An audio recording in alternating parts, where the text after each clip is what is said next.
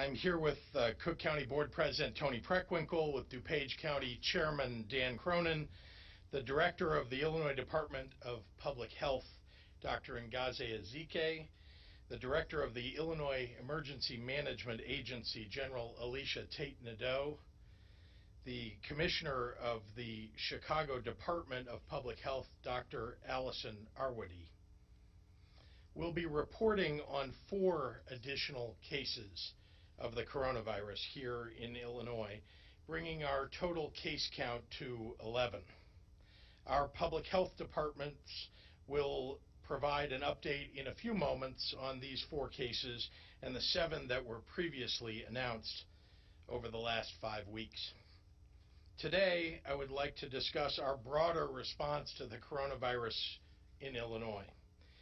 In every step that we take, our priority is getting ahead and staying ahead in our response, and doing so with the safety of our most vulnerable residents at the core of our preparedness.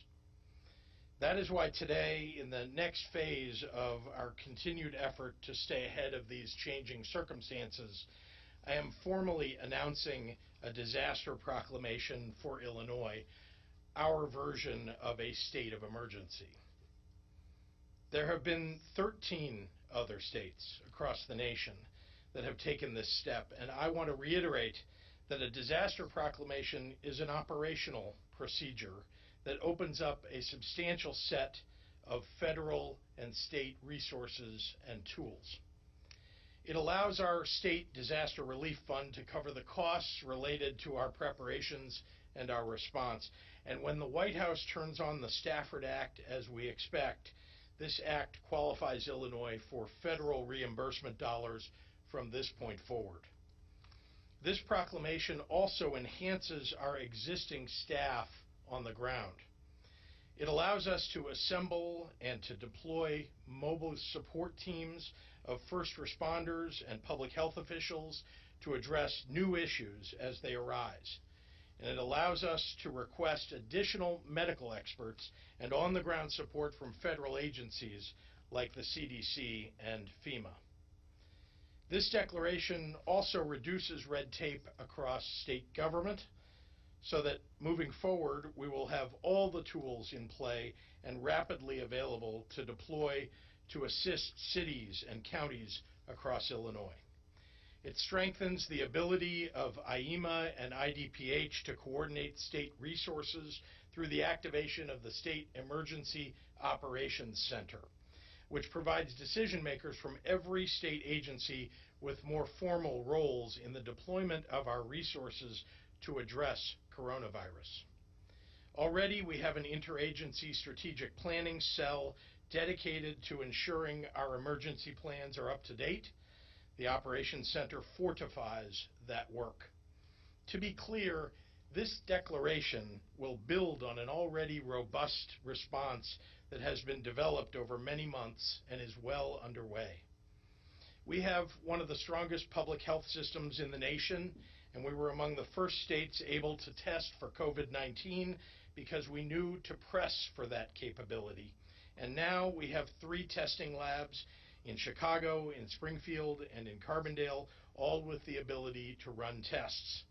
These state labs meet our current need, and we anticipate commercial expansion this week to meet demand for widespread testing.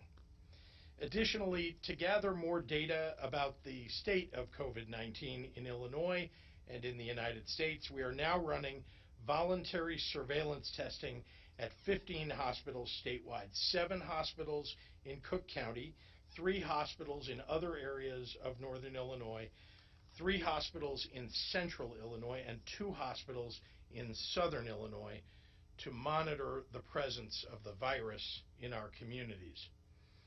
I want to emphasize that this is a statewide response with robust preparations and deployment of resources in southern, central, and northern Illinois. In a few moments, the experts standing with me today will further elaborate on the preparations that we're taking at the federal, state, county, and local levels, as well as reiterate what the general public should be doing. But I want to leave you with a few final thoughts. I know that this is a difficult time for people as we try to understand and respond to something this new. It's reasonable to feel apprehension. I want folks to understand this is going to affect your daily life.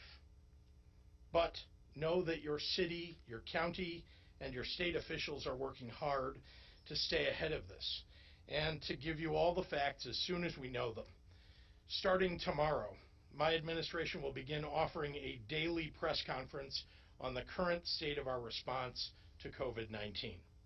We will continue to communicate with you regularly, responsibly, and honestly as we move forward. Remember that there are things that you can do to help yourselves, your family, and your community. As your governor, I'm asking you to do them. If you think you might be sick, please take no risks that could endanger others in the community. Call a healthcare provider first and plan to have a visit to your doctor if you're experiencing any symptoms. If you're being asked to self-isolate, please follow the instructions given to you. Breaking isolation puts others at risk. Call elderly relatives, friends, and neighbors. Make sure that they have the supplies that they need and someone to contact in case of an emergency. Do not hoard supplies or seek to purchase healthcare equipment like masks that are not being recommended by public health officials. You are keeping supplies from the healthcare workers who need them. Educate yourself about what's going on every day and what precautions we're asking everyone to take. Make good decisions about travel and attending public events. Most of all, remember that we are one community here in Illinois, and community members take care of each other. Don't let fear replace level-headedness. You have responsibilities during this crisis too, and it's important to live up to them. I'll leave you with the words of the late Mr. Rogers, who had a way of handling all things with a calm empathy. He said, "Look for helpers. There are always people who are helping. So look for the helpers. They are everywhere right now. And be a helper. We need more of them at the moment." Thank you all, and now I'd like to turn it over to Cook County Board President Tony Preckwinkle.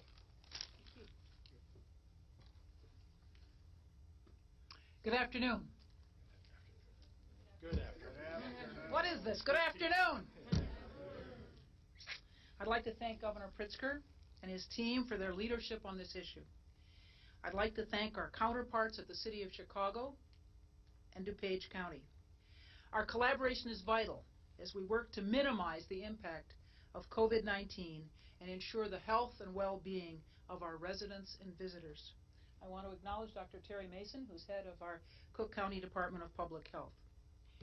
Here in Cook County, we're also issuing a declaration to ensure that we maximize the funding and resource opportunities available to our public health leaders as well as our municipalities.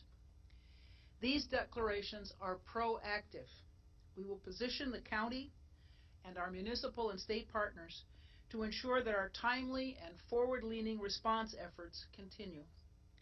This will enhance our ability to assess and access resources, equipment, and personnel needed to address the circumstances on the ground.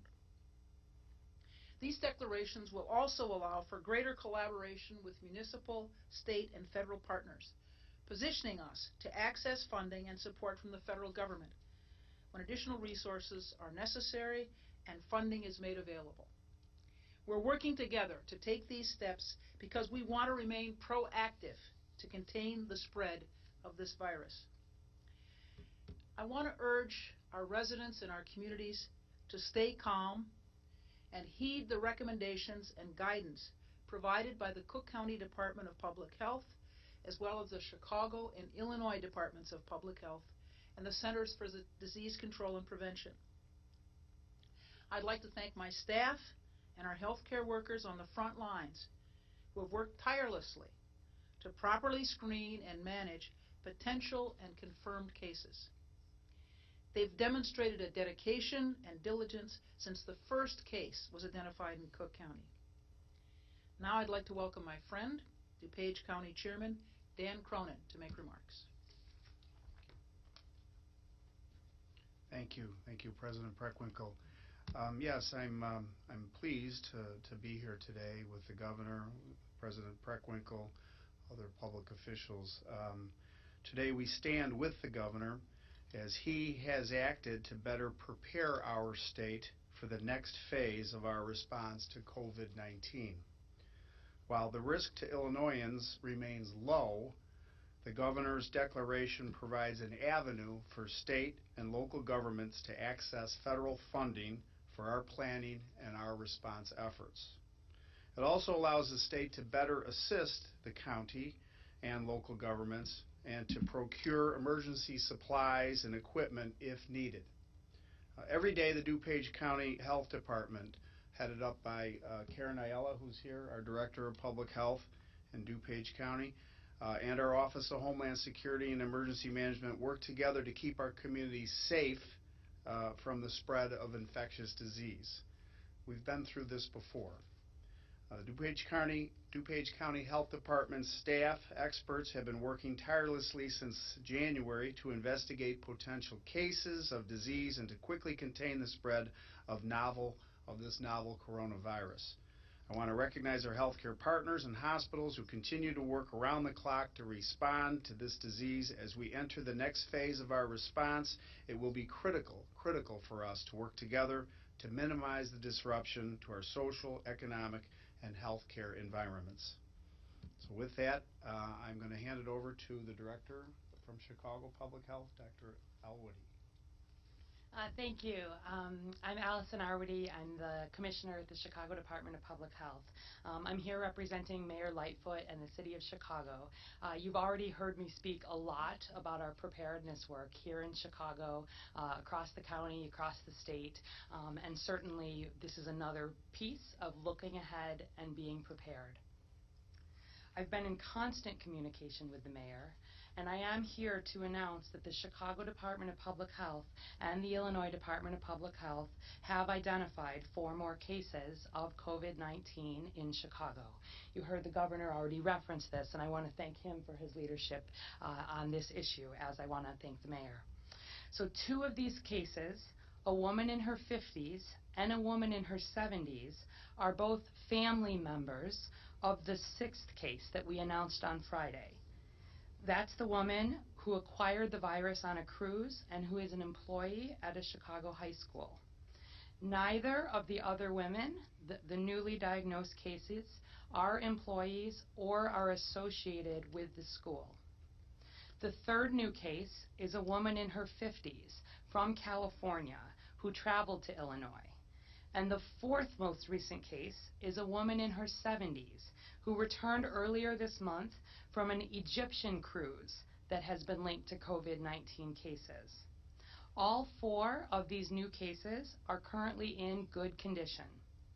We've said all along that we anticipated more positive cases, so I do want to be clear that this news is not surprising. In fact, in many ways, it is an example of the public health system working as it should. We were able to quickly identify these new cases and act on the information by ensuring that these individuals received the medical care that they need and were properly isolated to prevent further possible spread of the virus. The investigation by the Chicago Department of Public Health, the Illinois Department of Public Health, and the CDC into these and other cases is ongoing, even as we look ahead and prepare for our broader response to COVID-19. I'd like to reassure people that these 2 new cases associated with the employee at Vaughn High School highlight what we know about this virus, and particularly that close contacts to confirmed cases are the ones most at risk, like the family members in this case. We recognize that this may raise concern among the high school community, but to date, there is not sign of transmission at the school. Testing is ongoing of students and staff who have shown symptoms. That's a protocol that's guided by the scientific evidence.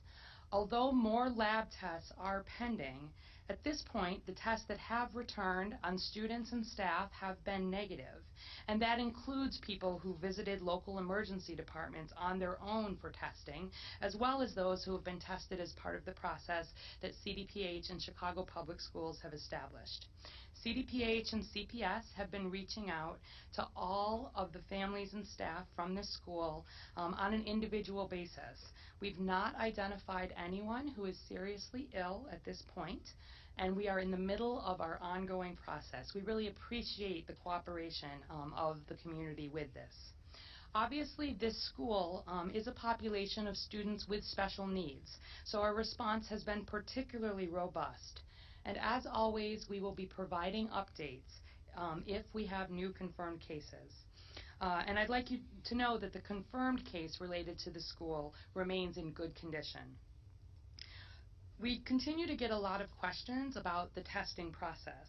And I wanted to explain that really following what we know about this virus, we are testing people who are symptomatic, who have symptoms like fever, cough, and shortness of breath, because they are the people for whom the virus is active enough to show up on a test.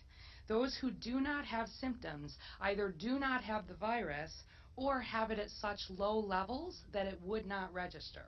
This is why we monitor people for 14 days after their last exposure to a confirmed case. And if they develop symptoms at any point during that 14-day period, we test them at that point, and we will do the same in this investigation. Testing asymptomatic people would not be helpful and could result in false negatives, as in someone could have low levels of the virus, but they're not yet coughing, they're not yet spreading it. They could test negative and later get sick. So I just want to emphasize that, as always, we are following the science on this. And also, the vast majority of cases, I'll remind you that this virus has been spread by symptomatic individuals. This is not like measles, where it is airborne, and even people who are not close contacts can be easily infected. COVID-19 is spread via close contact, defined as someone who was within 6 feet of a confirmed case for 10 minutes. It is spread via droplets, as in coughs and sneezes, and this close contact is vital. Community spread is being detected in a growing number of communities and in parts of the United States. For weeks, we have been preparing not just as Chicago, but as a whole region and state to be ready for local person-to-person spread. And as we enhance our surveillance efforts and begin testing more people, we expect to see more cases. I do want to take a brief moment to thank our many partners, including our hospitals and healthcare institutions, who have already been vital in this response and will remain vital.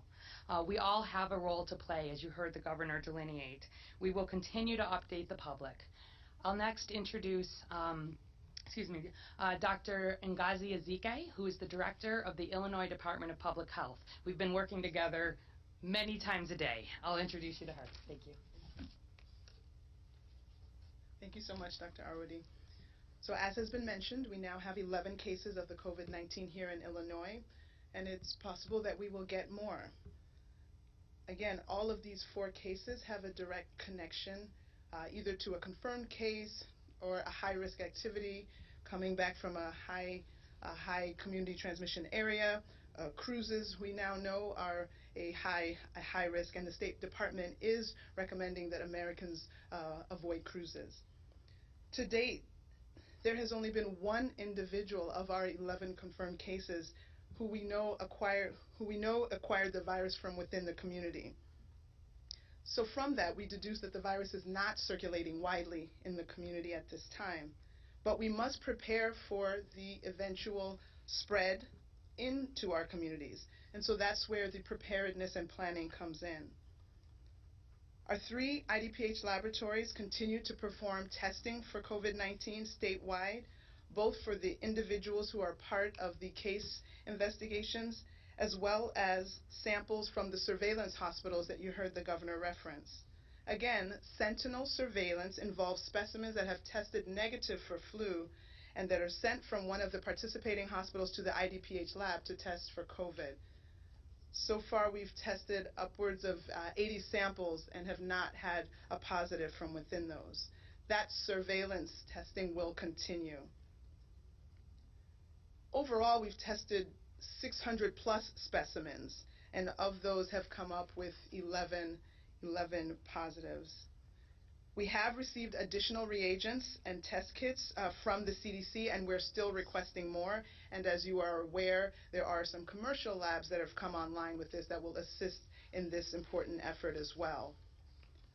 I do want to encourage people to start planning now for what could be if the situation expands. Again, we just rather prepare in advance as opposed to being caught flat-footed. So we want people to start thinking of a situation potentially where you have to travel, where you have to commute by an alternate method than the methods you use now. Where if your child's school closed and you still had to work, what would be your situation? If you are sick and can't go to work, arranging with your employer the leave, the time off.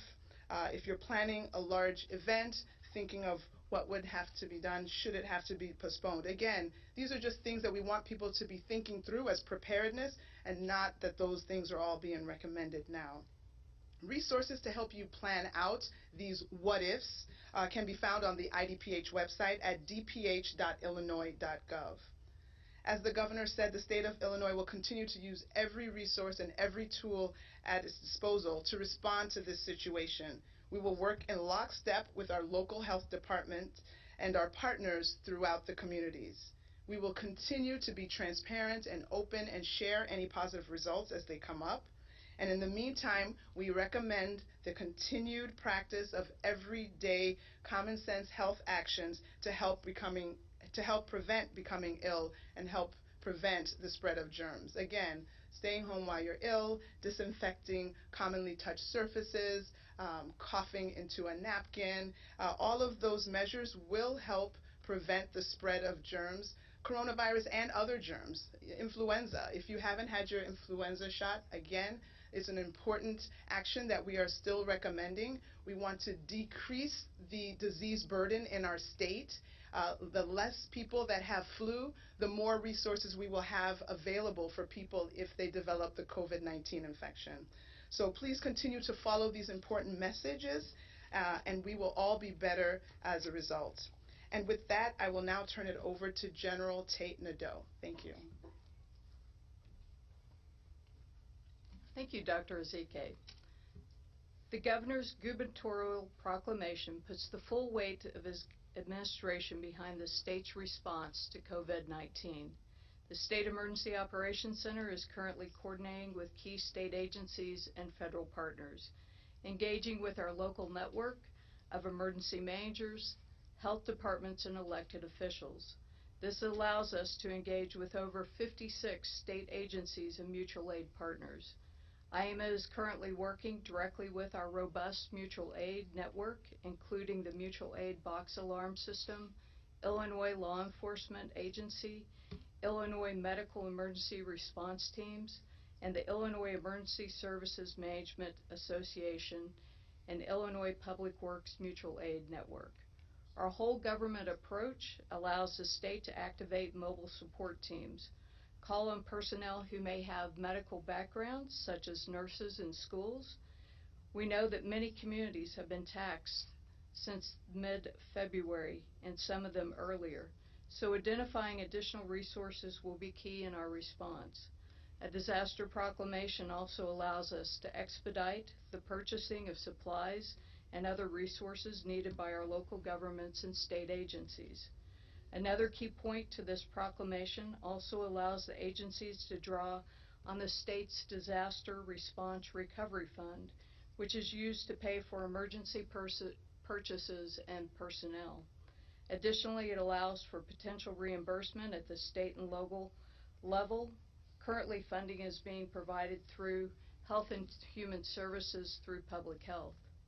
As it stands, Illinois Emergency Management has representatives embedded in the city of Chicago, Cook County, and O'Hare National Airport to ensure real-time information sharing and coordination response. A state disaster proclamation allows the state to ask the federal government for additional resources should the need arise. We have already tapped into and requested through the Strategic National Stockpile to ensure that we have full equip for over 600,000 N95 masks and 1.2 million gloves and additional personal protective equipment.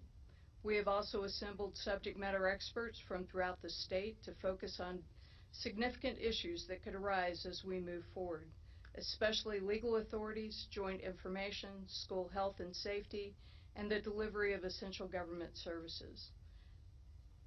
IEMA is working with our counties and local jurisdictions to enhance their emergency operations plans to address unusual needs associated with this event.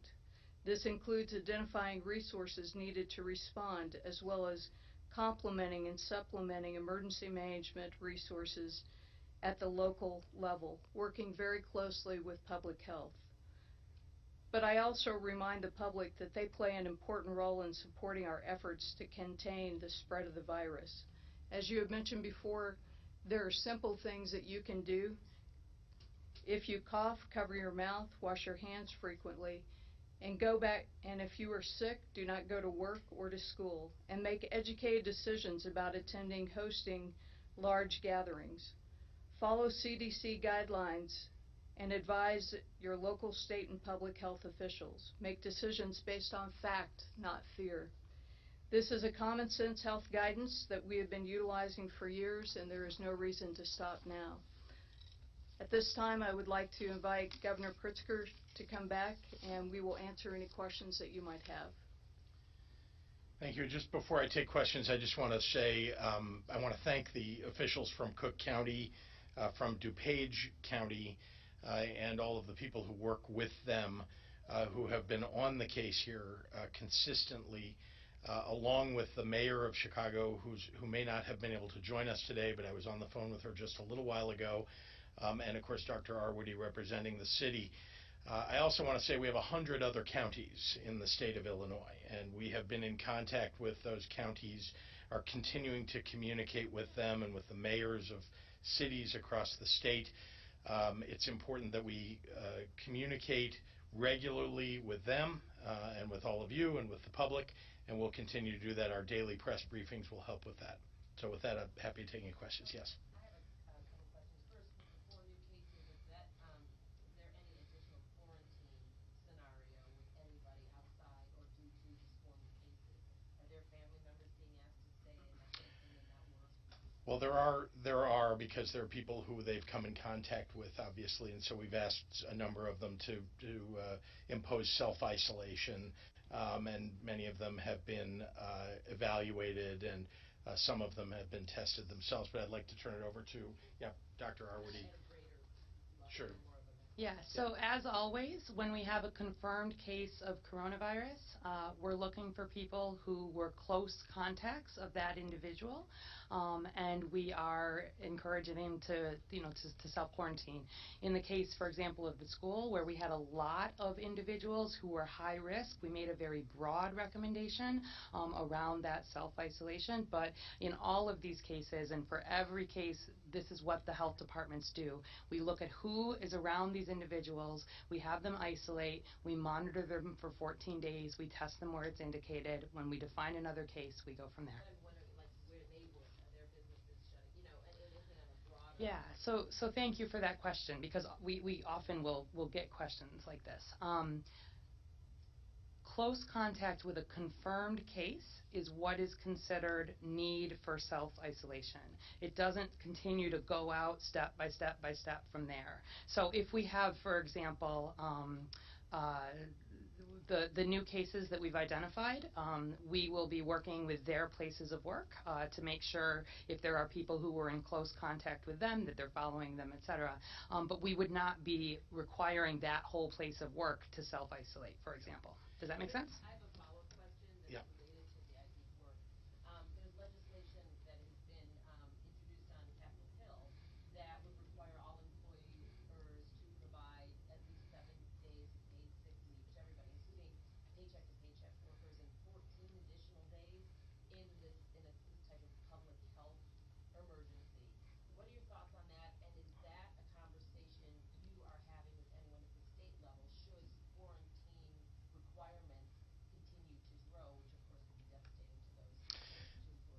Yeah, that's, first of all, I am very concerned about many people who either have to self-isolate or have become ill and who have to take lots of time off work. 14 days is a long time for many people who live paycheck to paycheck. And so we're, at the state level, we're looking at our unemployment insurance to see how we can expand it on our own because it will take the federal government. It seems like the federal government takes a long time to do nearly anything these days. And so I'm not anticipating that that's going to happen in short order. So we're looking at ways that we can alleviate the burden on those folks right now. The other thing, of course, I just want to add is health coverage. Right, many people are underinsured or maybe insured but don't know whether they're insured for this. And as you know, I've been in regular contact with the senior people at the major insurance companies in Illinois. All of them now, the major ones, have agreed to cover testing and the care right around that testing, and that's good.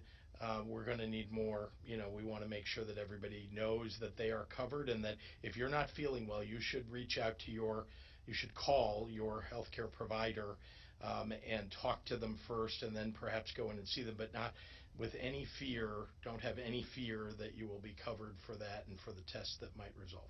Is anybody if you tested 600 specimens, you know that with each person, it could be 2 to 3 tests. So how many people throughout the state can get tested? Not specimens, but people. Yeah, there are 3 specimens per person that gets tested. And I'd ask Dr. Ezike to join us because the 3 labs, which are state labs, are under her jurisdiction. So it can range anywhere from 1 to 3. So without having the exact number, some people only had 1, some people had 2, but some people had 3. So it's on the order of probably about 200 to plus people, but we can get those numbers to you.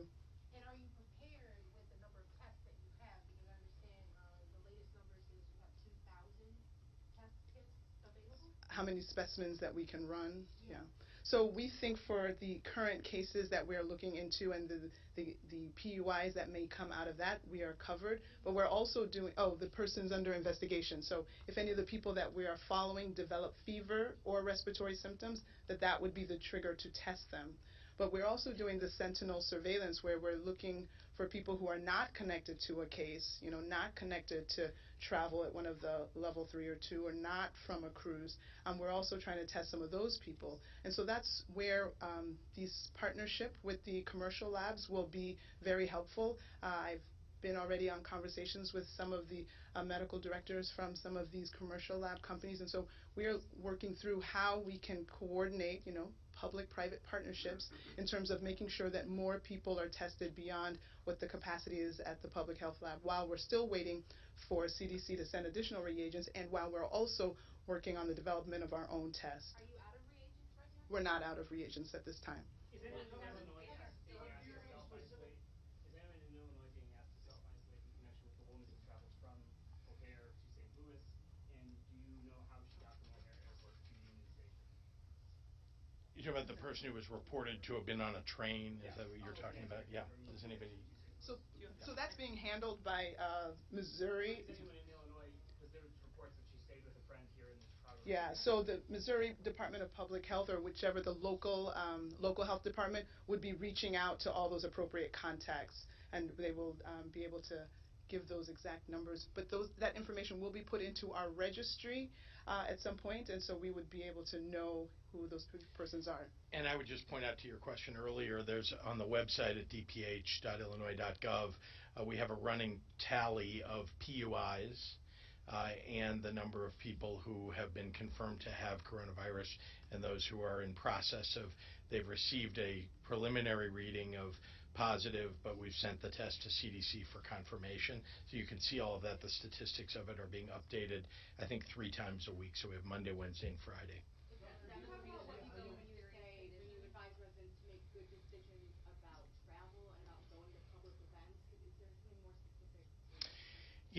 There have been information issuances from the CDC about who should stay home, perhaps not attend these major events. It's mostly been about the elderly, people who have either an underlying condition or are over a certain age.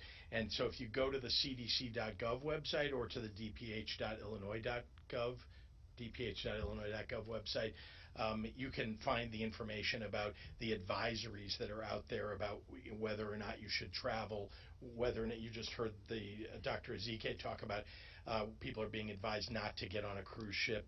And there's been discussion about older people traveling, and those advisories are on the websites and available and get updated because, to be frank with you, not everything is known yet, as I think you all know. Even the CDC is updating its own information, and so we're following very closely what the experts are telling us, not just at the CDC, but here in the state of Illinois. But we'll keep on updating as we learn more. Governor, is there a consequence for violating? Was it these last most recent cases which prompted you to issue this declaration, or is it just a constant weighing of facts and options? We've been in preparation for some time to, from way back at the very beginning. In fact, before the beginning of the coronavirus, we were preparing for a situation of an outbreak.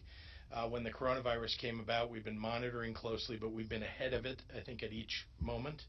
And so you've seen us make preparations and announce many of those preparations along the way. This is really more of that. It's staying ahead of it, making sure that, as the other states have announced a disaster proclamation or a state of emergency, it allows them to access resources that we haven't yet gotten in line to access. And because we didn't need it at the moment, and that's the prudent thing to do, but we don't need it now, but we may need it in the near future. What we need now is to make sure that we have access to the resources, because we can see from the other states, from the other countries, what's coming. There's going to be an increase in cases. We want to care for those people in every way we can. It's my job to protect people, their health and their safety. And so I felt like not just the 4 cases over the weekend, but just the general trend of cases across the United States, it seemed incumbent upon me to step forward now and have Illinois do everything we can. How do you want to start spending that money at this point? The disaster declaration money will be freed up. Do you have specific targets? Is it more treatment centers, more testing? What kind of things do you want to see? Well, right now, the very first thing that we'll do is, and you heard it from General Tate Nadeau, we're going to distribute the hundreds of thousands of masks and other PPE, as they call it, personal protective equipment, to healthcare facilities and others around the state, just to make sure it's in place. It isn't like it's needed today. We want to just make sure it's there, and when it's needed, it will be on site and ready to go. So that's just one thing that we'll be doing. Another, of course, is accessing personnel from the CDC and from elsewhere to be able to bring them in if we need more personnel. We're being very protective of our nursing homes and our veterans homes. Extra careful because, of course, these are older people who are in close proximity, and we've seen in other states there have been challenges there. And we want to make sure that we do everything we can. So this proclamation really allows us to get ahead of that. Governor, is there a consequence for violating the self-quarantine order? And if not, what message do you have to those people who might not take that warning seriously? Well, you heard me say earlier, people are breaching their duty to their communities when they do that. There is no legal consequence today, but I will say that I think people know what they should be doing, and we will be all of us, I think, on the lookout for people that that should be self-quarantining, self-isolating, and aren't. But to be honest with you, people have been very cooperative in this. Illinois is a special place in that way. People are very decent and honest and honorable. I've seen a lot of that across our state, and so far people are doing the right thing. Governor, are there any specific measures being taken for people in concentrated populations like nursing homes, jails, or prisons? And then also for Dr. Arwady, are there any discussions around canceling St. Patrick's Day celebrations right now? So let me call on Dr. Ezike first, just to answer your first question about nursing homes. So that's a great question, and of course that's very top of mind in terms of our elderly, maybe have multiple medical conditions, and that population. So we have been working specifically on that, and actually we had a conference call today that's going to be followed up by a webinar on Thursday where we were talking with nursing home and assisted care living administrators throughout the state, telling them that we want heightened screening for the staff that's coming in. There's going to be pre-shift assessments where we're ensuring that the staff coming in is, fever-free, is not coming from a high-risk location in the last 14 days, that they're not having shortness of breath or respiratory symptoms, that they have not been told to be on home isolation.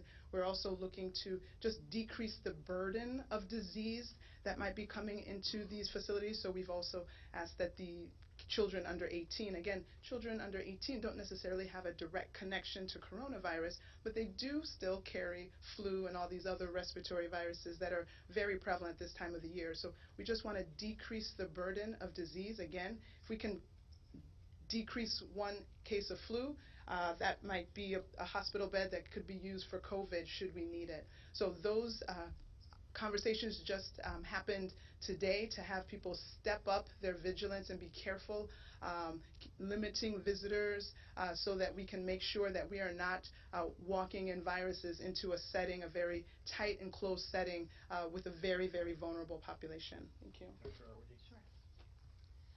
So certainly the conversation about large gatherings has been an ongoing conversation and will continue to be. At this point, there has not been a decision to cancel large mass gatherings. We are talking literally every day to the Centers for Disease Control and Prevention as we are looking at what our local epidemiology, what our cases look like as we're learning more about it and thinking about looking ahead as a community. I do think that for people who are older, over 60, people who have underlying medical conditions, we will be recommending that they avoid large mass gatherings. But we have not made a recommendation at this point. We'll be talking with the mayor, the whole team, the folks at the Office of Emergency Management and Communication, and we'll be quick to communicate any necessary updates to that.